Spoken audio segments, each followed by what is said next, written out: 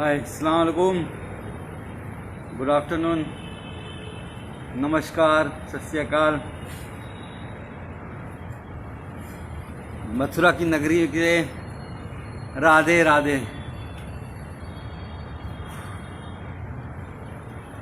आठ महीने का टॉर्चर।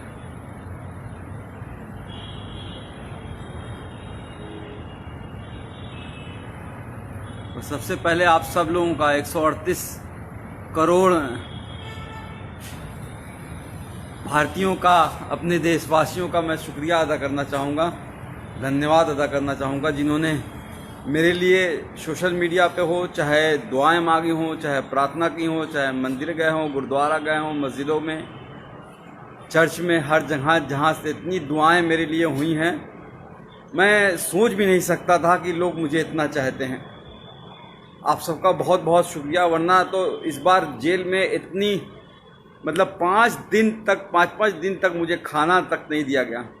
इतना टॉर्चर किया गया, मेंटली भी और फिजिकली भी, कि क्या बताऊं आपको। अगर कहा जाए, खुद को पोषण का शिकार हो गया हूं। पैर दिखोगे कभी, अभी दिखाता हूं तो ऐसा लगेगा कि मतलब लकड़ी हो गया है, पर निकल आया बाहर। और जुडिशरी का बहुत शुक्रगुजार हूँ। जुडिशरी ने एक बहुत अच्छा डिसीजन दिया है। वो मेरा ऑर्डर ले आना। जुडिशरी ने बहुत अच्छा ऑर्डर दिया है और उन्होंने साफ साफ कहा है कि डॉक्टर कफील ने जो अलीगढ़ में भाषण दिया था, वो कोई भड़काऊ भाषण नहीं था। वो देश की यूनिटी के लिए, अखंडता के लिए, एकजुटता के लिए था। और उन्होंने साफ साफ कहा है, डॉक्टर कफील ने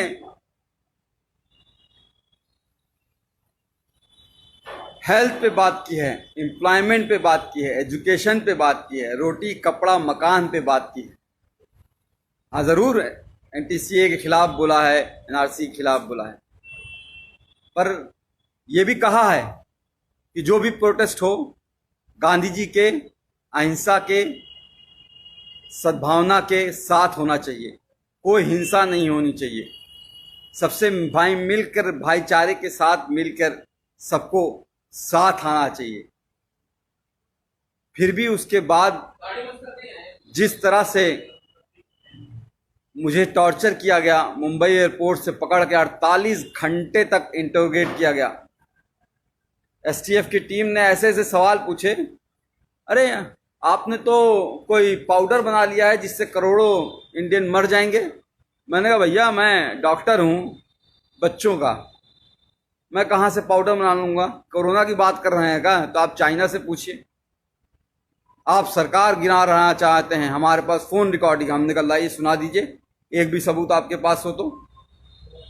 मैं कोई पॉलिटिशियन तो हूँ नहीं।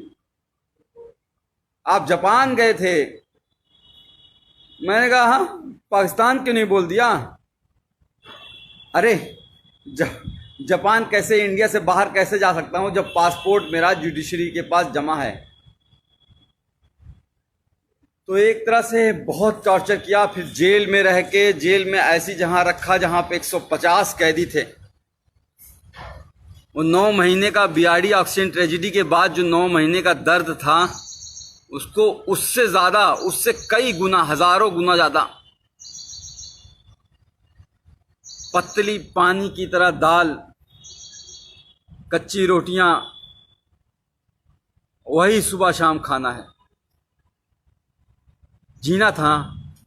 उम्मीद थी कि आप लोगों से दोबारा मिल सकूंगा, मुखातिब हो सकूंगा, आप लोगों से बात कर सकूंगा।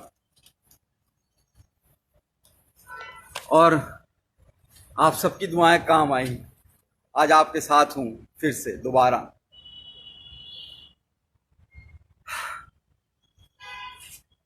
हाँ, आसिफ भाई, तनवीर भाई, अस्सलाम वालेकुम। मथुरा की नगरी, कृष्ण जी की पवित्र नगरी में रह के बहुत कुछ सीखा कि किस तरह से भगवान कृष्ण ने कहा है कि कभी भी किसी को धोखा नहीं देना, अपना दिल साफ रखना, यही धर्म होता है। और हम लोग रामायण देखते थे 9 बजे से 10 बजे तक, हर रोज आता था, लॉकडाउन के टाइम भी। तो उसमें भी जो उत्तर रामायण में महर्षि वाल्मीकि जी ने श्री रामचंद्र जी को जब एक बात कही थी, जब उन्होंने धनुष उठा लिया श्री लव कुश के खिलाफ ही, तो उन्होंने कहा था कि राजा का धर्म राजधर्म होता है, राजहट नहीं। पर यहां तो राजा मेरा बाल हट पे आ गया।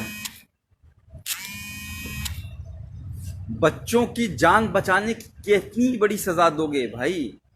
क्या बच्चों को जान बचाना इतना बड़ा गुनाह हो गया था? सॉरी, लोग फोन कर रहे हैं, फोन नहीं कीजिए कोई भाई, मैं कुछ देर बात कर लूँ, बहुत दिनों बाद, 8 महीने बाद आपसे। राकेश चौधरी साहब शुक्रिया, वैभव पाठक थैंक यू यार, थैंक यू। इरफान खान साहब सलाम, आई लव यू टू। तो मैं ये कह रहा था कि महर्षि वाल्मीकि जी ने श्री रामचंद्र जी से कहा कि बाल हट मत करो। इस तरह से प्रताड़ना देना, 9 महीने उस वक्त जेल रखना, फिर बहराइच वाले कांड में भी 2 महीने जेल रखना, फिर 8 महीने इतना टॉर्चर कराना जेल में। बार बार सिर्फ यही कहा जा रहा था कि तुम उन 70 बच्चों की बात नहीं करोगे, जो 70 बच्चे ऑक्सीजन की कमी से मर गए हैं, उनकी कभी बात नहीं करोगे, उनको भूल जाओ। कैसे भूल जाऊं? अपने सामने मरते हुए उनको देखा है। कोरोना के टाइम जब इस भारत में, इंडिया में कोरोना ने एंट्री नहीं की थी, 27 जनवरी को मैंने वीडियो डाला था कोरोना पे लेके, और उस वक्त मैंने साफ साफ बताया था क्या करना है, क्या नहीं करना है, कैसे इससे बचना है। और 30 जनवरी को पहला केस इंडिया में आया। मैंने माननीय प्रधानमंत्री नरेंद्र मोदी जी को 19 मार्च को ही एक लेटर जेल से सुप्रिंटेंडेंट जी के द्वारा भिजवाया, और उसमें साफ कहा कि हम कम्युनिटी ट्रांसमिशन से बच नहीं सकते, हमारा भारत देश ऐसा है। क्योंकि मैंने पूरा भारत घूमा है, कितनी गरीबी है, एक घर में 4-4 लोग कैसे रहते हैं, एक पूरी झुग्गी झोपड़ी बस्ती होती है, हजारों लोग उसी में रहते हैं। जैदू भाई जी, तो उसमें रहते हैं, वो कैसे रहते हैं, वो कैसे दूरी, 2 गज की दूरी रहो, कह देना आसान होता है, पर वो इतना आसान नहीं है गरीबों के लिए।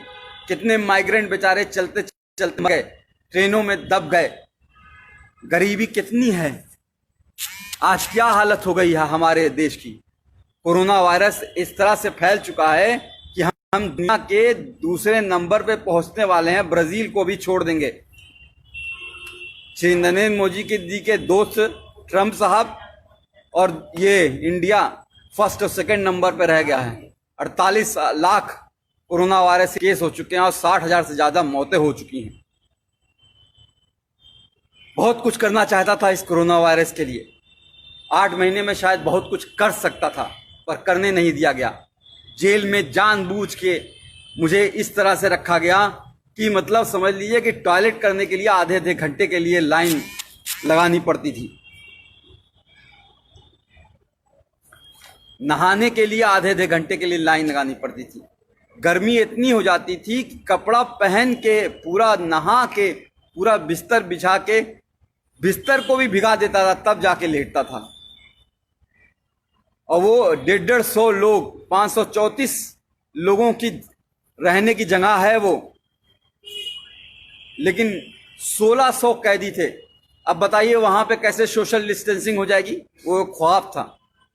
लोगों की सांसें, लोगों की बदबुआं, लोगों की मतलब पेशाब की महक, और एक टॉयलेट होता था, 150 लोगों के बीच एक टॉयलेट। किस तरह से जिंदगी गुजरी है। और एक बात बता दूं, सिर्फ मैं नहीं सफर किया हूं, पूरी फैमिली को हरास किया है। पूरी फैमिली को जिस तरह से प्रताड़ित किया गया है उसका कोई बयान नहीं है। गोपाल दीक्षित जी, शेखर जी, मैं हायस कर रहा हूं अपनी सेहत, अब तो कुछ बनाऊंगा। वहां तो पतली दाल से जिंदगी बस चलानी थी। तो मेरा बच्चा जो 11 महीने का था, जब चल नहीं पाता था तो उसे छोड़ गया था, आज चलता है, दौड़ता है, बोलता है। पिछली बार भी जब बीआरडी में 70 बच्चे मरे थे और उस वक्त भी बिना बात के झूठ केस में फंसा के जेल भेज दिया गया, और जब 9 महीने बाद हाई कोर्ट ने कहा कि अरे डॉक्टर कफील की कोई गलती नहीं थी, इंक्वायरी रिपोर्ट में आ गया अरे डॉक्टर कफील की कोई गलती नहीं थी, तो भी जब बाहर आया तो मैंने अपनी बच्ची को चलते हुए देखा। उस वक्त भी अपनी बच्ची जब वो को छोड़ के गया था तब भी वो 11 महीने की थी, चल नहीं पा रही थी और बड़ी हो गई थी। आज मेरे दोनों ही बच्चे, मेरे ही दोनों बच्चे, मैं खुद अपना बाप होके, मैंने दोनों बच्चे, मुझे बाप पापा का मतलब नहीं समझते हैं, अब्बूजान का मतलब नहीं समझ पाते हैं, पिताजी का मतलब नहीं समझ पाते हैं। ये दर्द है। मेरी माँ 65 साल की बूढ़ी होके हाई कोर्ट और सुप्रीम कोर्ट के चक्कर लगाती रही, तब जाके ये जीत हुई है। और जुडिशरी ने इतना अच्छा ऑर्डर किया है। एक बात और करा दूं, एसटीएफ का शुक्रगुजार हूं कि उन्होंने मुंबई से मथुरा लाते वक्त मेरा इनकाउंटर नहीं कर दिया विकास दुबे की तरह, वरना तो शायद वो मुझे मार ही देते। लोगों की आवाज़ को दबाना ही इनका काम है। बहरहाल ऑर्डर आपको पढ़ के सुनाना चाहूँगा। इतना अच्छा ऑर्डर गोविंद माथुर साहब ने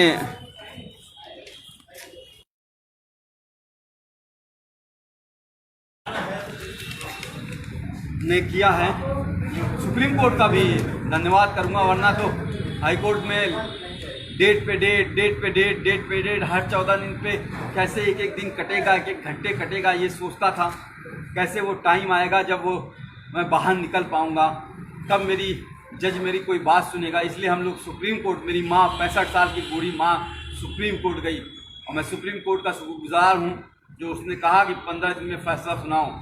और मैं चीफ जस्टिस गोविंद माथुर जी का हाथ जोड़ के शुक्रगुजार हूँ जो इन्होंने इतना अच्छा ऑर्डर दिया 15 दिन के अंदर ही, जिसमें साफ साफ लिखा है कि एमबीबीएस करने के बाद 2016 में मैंने ज्वाइन किया था, 2017 में घटना हुई थी, 1 साल का जूनियर था मैं, जूनियर मोस्ट डॉक्टर, और फिर भी उन बच्चों को बचाने के लिए जी जान लगा दी, और उसके बावजूद उनको जेल भेज दिया गया।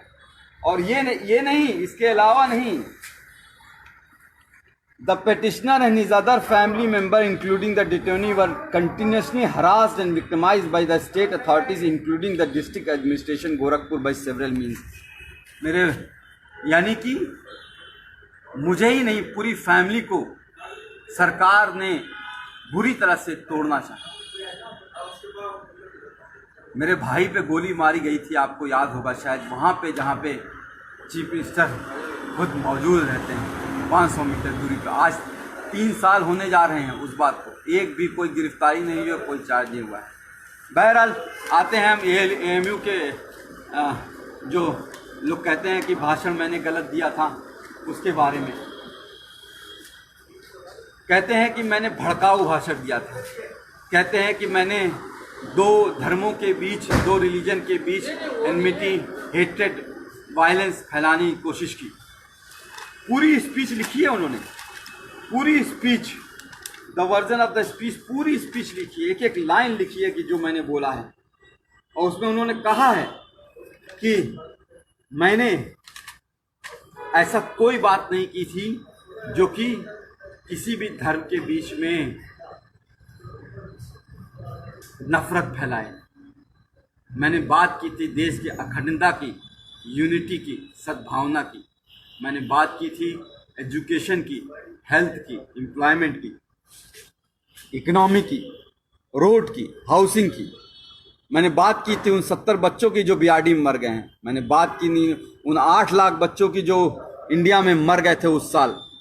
मैंने बात की थी कि हमारे 50% बच्चे कैसे कुपोषण का शिकार हैं। मैंने बात की थी कि इंडिया कैसे एड्स और HIV का हब बनता जा रहा है। मैंने बात की थी कि 72% ऑफ पॉपुलेशन हमारी अभी भी हेल्थ स्ट्रक्चर वहाँ पे है ही नहीं। आज हालत दिखाई दे रही है ना। आज कह रहे हैं हम इतना जीडीपी खर्चा करेंगे, 1% जीडीपी खर्चा होता था। एक गरीब को इलाज नहीं मिलता है और मर जाता है तो बेचारे कंधे पे लाद के लेके चले जाते हैं। उसके लिए लड़ा था, कैंप किया, पूरा इंडिया घूमा, 103 कैंप किए, 50,000 बच्चों को देखे, मुफ्त में दवाइयाँ दी। अकेले नहीं किया, बहुत से डॉक्टर्स, बहुत से लोग मेरे साथ शामिल थे, बहुत लोगों ने साथ दिया। पर हुआ क्या, उसको भी दबा दिया गया। इस कोरोना टाइम के मैं जब रियली काम कर सकता था, शायद कोई नई दवा खोज सकता था कोरोना के खिलाफ, शायद कोई नई वैक्सीन खोज सकता था, टीका खोज सकता था, उस वक्त जेल में डाला। बहरहाल बाहर आ गया हूँ, कोशिश करूँगा और फिर से मुख्यमंत्री योगी आदित्यनाथ जी से निवेदन करूँगा कि मुझे नौकरी पे वापस ले लें। 3 साल से सस्पेंड किए हुए हैं। कैसे ज़िंदगी चल रही है, कैसे फाइनेंशियल कंडीशन है, आपको बता नहीं सकता। सुप्रीम कोर्ट और हाई कोर्ट की फीस कैसे भरी गई है, बता नहीं सकता।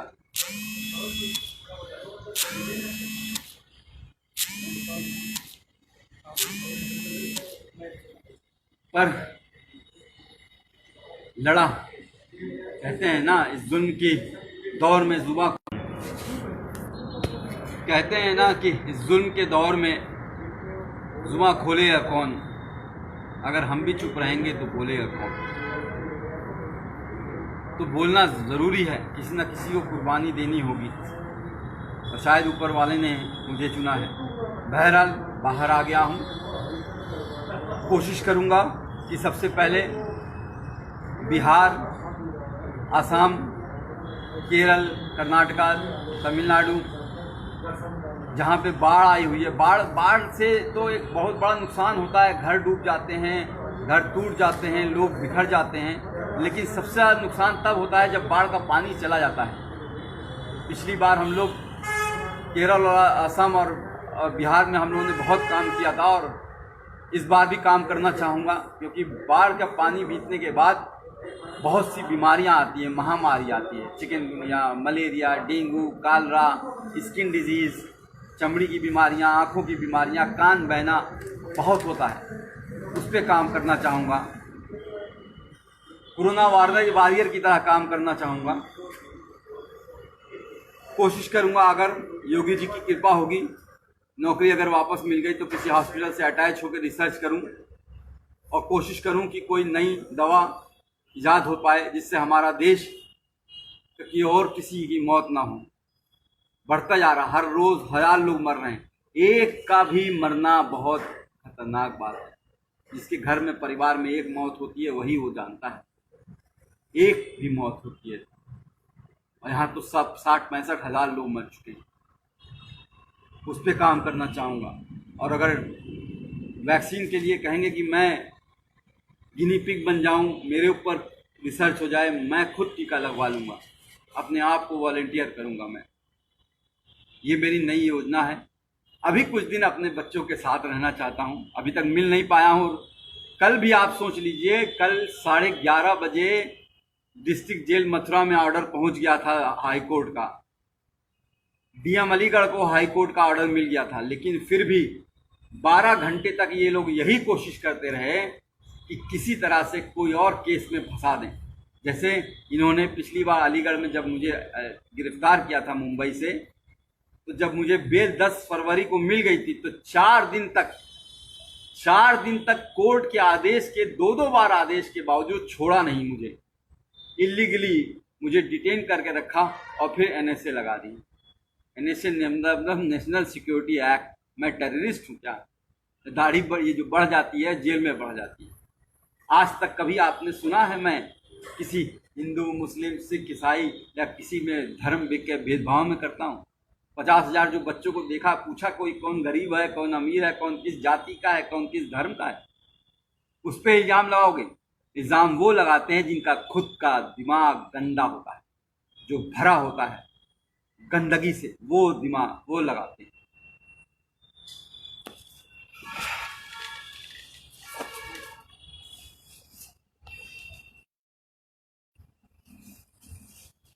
अभी यूपी से घर नहीं गया हूँ, गोरखपुर नहीं गया हूँ, क्योंकि लोग कह रहे हैं कि सरकार अब भी किसी न किसी केस में फंसाने की कोशिश कर रही है, फिर से कुछ कर दें या इनकाउंटर कर दें, मरवा दें। हो सकता हो आपके बीच में ना रह पाऊँ, हो सकता हो ये हमारी और आपकी आखिरी मुलाकात हो। यादव जी सही कह रहे हैं। मिनास गलियार आप, थैंक यू, शुक्रिया। मोहनचंद सिंह चौधरी समर साहब, थैंक यू। तो मैं कह रहा था कि कोरोना वायरस एक ऐसी डिजीज़ है जो फैलती ही रहेगी। मैंने उस वक्त 19 मार्च को ही लिख दिया था कि 30 से 40 लाख लोग उस वक्त मैंने एस्टिमेट किया था कि अफेक्टेड होंगे, और ऑलरेडी 30 से 40 लाख लोग अफेक्टेड हो चुके हैं। और अभी ये रुकेगा नहीं, अभी ये 1 साल चलेगा जब तक वैक्सीन नहीं आएगी। अभी यूपी, बिहार और मध्य प्रदेश जैसे इलाकों में जहाँ बहुत पॉपुलेशन है वहाँ ये फैलने वाला है, और बुरी तरीके से। हमें बहुत काम करना पड़ेगा, हमें मिल के काम करना पड़ेगा। मुझे आप सबकी बहुत ज़रूरत है, आप सबका बहुत सहयोग की ज़रूरत पड़ेगी। जी सहसाल साहब, जी पांडे साहब, नमस्कार। राधे। कृष्णा की नगरी में हूँ, वृंदावन जरूर जाना चाहूँगा एक बार ठाकुर जी के दर्शन करने के लिए। बात यहाँ पे लोग मन की बात करते हैं लेकिन ये नहीं बताते हैं। अब आप देख लीजिए, हम लोग तो टीवी पे देख रहे हैं, पिछले 3 महीने से सुशांत सिंह राजपूत को ही सुने जा रहे हैं। भाई फोन नहीं करो, फोन करने के वजह से बार बार पॉज हो जा रहा है।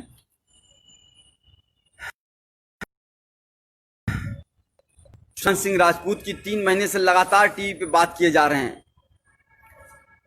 मन की बात, लेकिन कोई ये नहीं बात कर रहा है कि हमारा जीडीपी परसों जीडीपी शायद रिलीज हुआ है, और हमारा जीडीपी जो है, भाई फोन नहीं करो, मैं कह रहा हूं। पर ईश्वर चंद साहब, कोई फोन ना कीजिए प्लीज। कुछ बहुत दिनों बाद आप लोगों से मिला हूं, आप लोगों के चेहरे दिखाई दे रहे हैं मुझे। शमसुल मलिक साहब, नूर खान, रेहान खान साहब, आदित्य राज साहब, आफ्ताब, तो आप सबसे बात करना चाहूँगा, फ़ोन ना करें। तो मैं कह रहा था कि जो मेन बातें हैं टीवी पे डिबेट जो होती है वो नहीं हो रही है। शायद कुछ टीवी, एनडीटीवी है, या आपका मिरर नाउ है, टाइम्स नाउ है, या फिर इंडिया टुडे है, इस सब पे हो रही होगी। पर जो यहाँ पे बातें हो रही हैं वो ये नहीं हो रही हैं किस तरह से माइग्रेंट, हमारे करोड़ों लोग किस तरह से पैदल चले और चलते चलते मर गए, उस धूप में, कड़ी धूप में मर गए। ये बात नहीं हो रही है कि अनएम्प्लॉयमेंट कितना बढ़ गया है, लोगों को नौकरियां नहीं है, लोगों को खाने को नहीं है। 500 रुपया आपके अकाउंट में डाल दिया गया है, अब आपको 3 महीने तक 500 रुपया चलाइए। 5 किलो चावल दे दिया गया है, आप पूरी 8 लोगों की फैमिली है, खाते रहिए 3-6 महीने तक।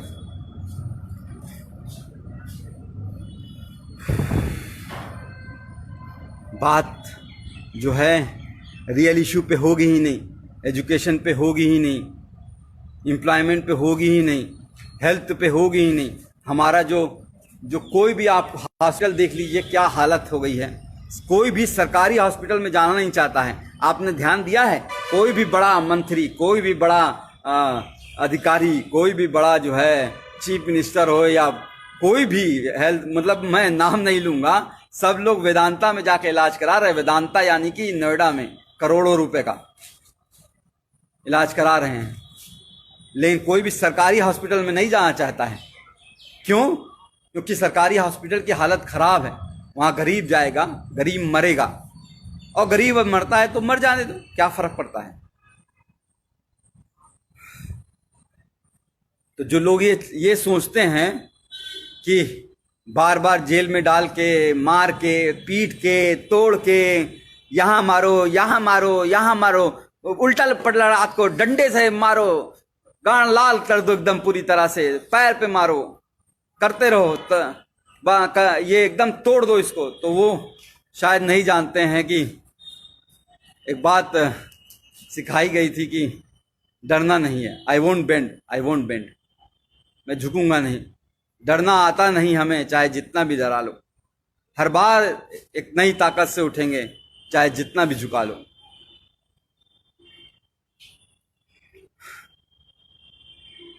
कहते हैं ना कि लोग हमें दुश्मने जान कहते हैं। अरे हम इस मुल्क की मिट्टी को भी अपनी माँ कहते हैं। उसको तुम जो है उस पे एनएसए लगा देते हो हैं? कोर्ट ने कहा है कि जो कुछ है यह अवैध एनएसए लगा है, सारा अवैध लगा है। देखो कि क्या हालत बनाई है। भट्टी साहब आप बोल रहे हो तो देखो क्या हालत बना दी है। मैं कुपोषण के लिए वो कर रहा था, ये देखो ये टांगे हैं मेरी, ये हाथ है। खाना जो है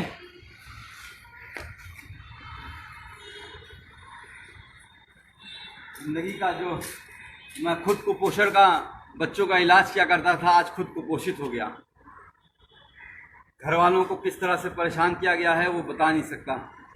पर आप लोग जो 138 करोड़ देशवासी हैं मेरे, उन सब का साथ मैं कभी भूलूंगा नहीं।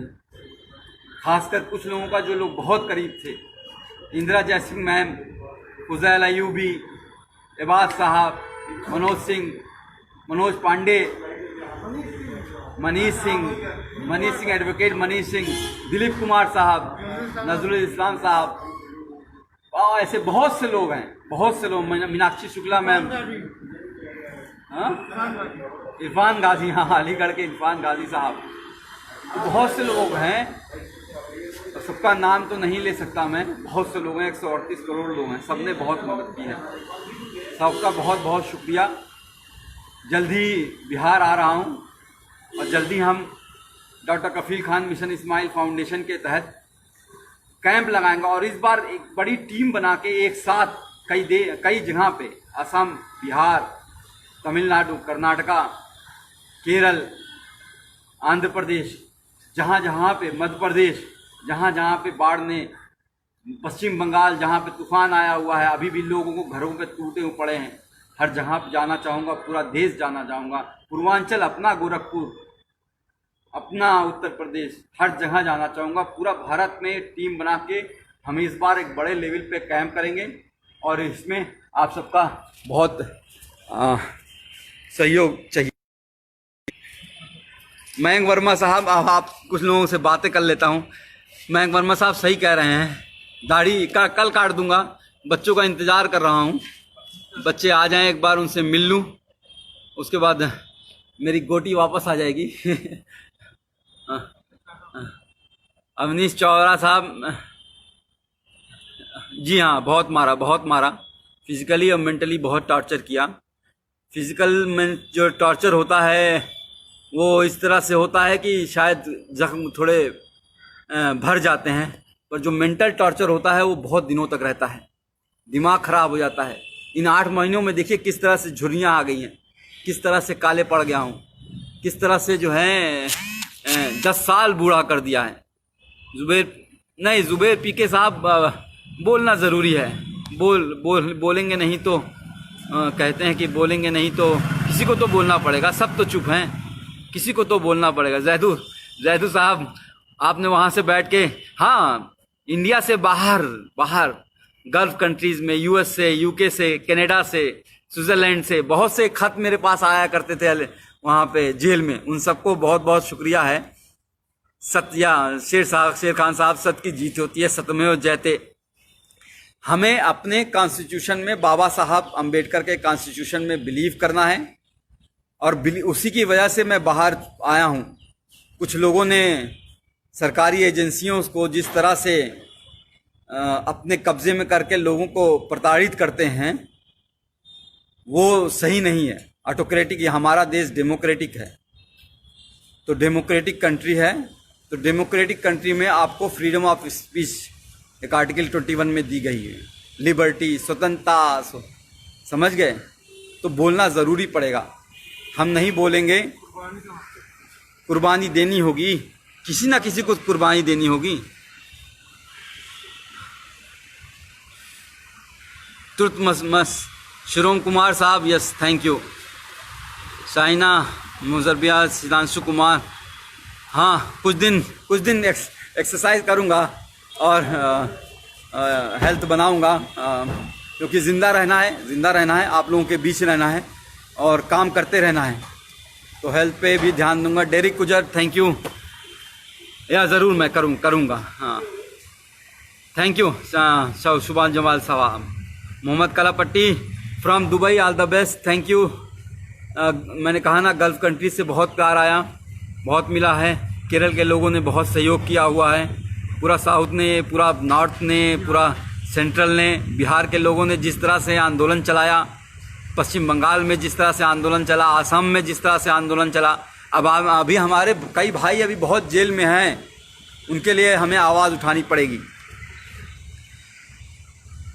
मैं बच्चों के साथ नहीं हूँ, चूँकि कल रात में पुलिस की घेराबंदी हो रही थी और कुछ और बातें हो रही थी जिसको हम डिस्कस नहीं कर सकते हैं, तो इस वजह से अभी बच्चे मेरे पास पहुँचे नहीं हैं। मैं अभी अपने बच्चों को देख नहीं पाया हूँ, आंखें तरस रही हैं, गले मिलना चाहता हूँ अपने बच्चों के साथ, अपनी माँ की गोद में लेट के रोना चाहता हूँ, सीरियसली रोना चाहता हूँ। तब जिस तरह से जिंदगी कर दी है, अपने ही बच्चों को से दूर कर दिया है, एक बार उनसे मिलना चाहता हूँ, एक बार माँ की गोद में लेट के सोना चाहता हूँ, सुकून की नींद सोना चाहता हूँ। यार पता है जेल में क्या होता था, 8-2 घंटे पे पहरा लगता था। हाँ साहब, भी 146 कैदी नसर नमहबंदी सकुशल हैं, 6 बजे सुबह, 5 बजे सुबह लाइन लगाओ, परेड लगाओ। 8 महीने तो मैंने अभी 4 पन्ने के लेटर में शायद लिखी है, आप लोग को शायद मिलना होगा। चंद मित्रा साहब, थैंक यू। मुदस्सी साहब, बुशरा, दीपक यादव, अमजद, पंडित जी, तैयब खान, रोहित, शुभम, जयप्रकाश चाचा, ब्रिजेश सिंह की बड़ी याद आई जो गोरखपुर में थे, योगेश सिंह जी, सब आप लोग का, सब लोग का बहुत बहुत धन्यवाद है। कुछ और पूछना चाहेंगे कि फिर मिलेंगे? बहुत बहुत शुक्रिया आप सबका। आजम खां, आपको भी फूल, गुलाब का फूल।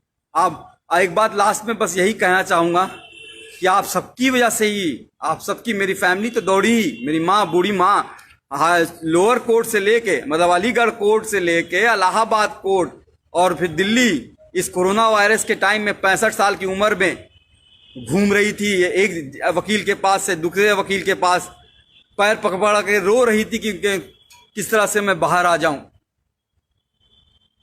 तो उनका तो है ही योगदान, भाई बहनों का तो योगदान है ही, आप सबका ही बहुत बहुत योगदान है। आप सबके बिना शायद, जो ट्विटर में मैंने सुना 12 लाख लोग एक बात हो गए।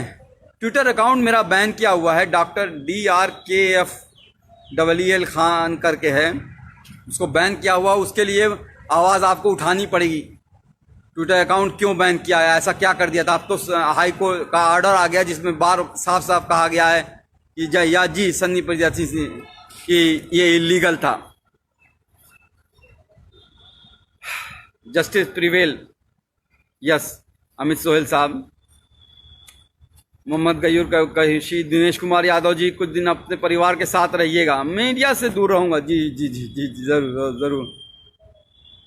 राकेश चौधरी साहब, thank you. Adil, thank you. आप सबका बहुत बहुत शुक्रिया। बस अपनी फैमिली का इंतज़ार कर रहा हूँ, शायद कुछ घंटों में उनसे मिलूँगा और कुछ दिनों में ही आपके सामने नए जोश के साथ फिर से सामने आऊँगा आपके साथ।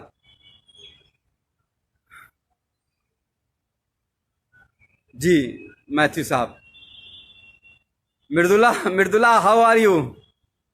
Ubaid, Sanoj Kumar ji, thank you. Doctor Kirti Sinha, Mudassir Khan Ahmad sahab ji, जासिब, इतने सारे गुलाब मत भेजिए भाई।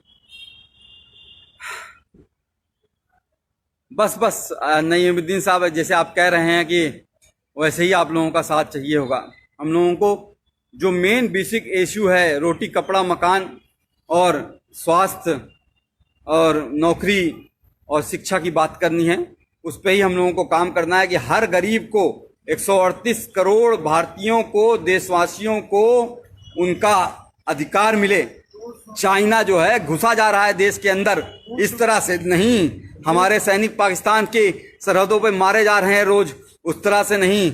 सबको मुंहतोड़ जवाब देना है।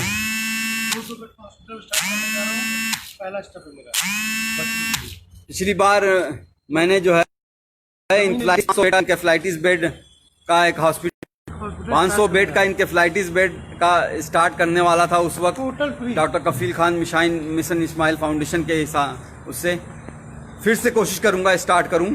और जहां पे हीरू यादव लश्कर साहब, फिर से स्टार्ट करूंगा और कोशिश करूंगा कि ज़मीन जल्द से जल्द ले लूं और हर गरीब का वहां पे फ्री इलाज हो, वैसे ही जैसे बड़े बड़े हॉस्पिटल में नोएडा में और गुड़गांव में और दिल्ली में और अहमदाबाद और कोलकाता और में होता है, फ्री में। मतलब कंसल्टेशन से लेके हर चीज, दवाई और खाना और रहना सब कुछ फ्री होगा।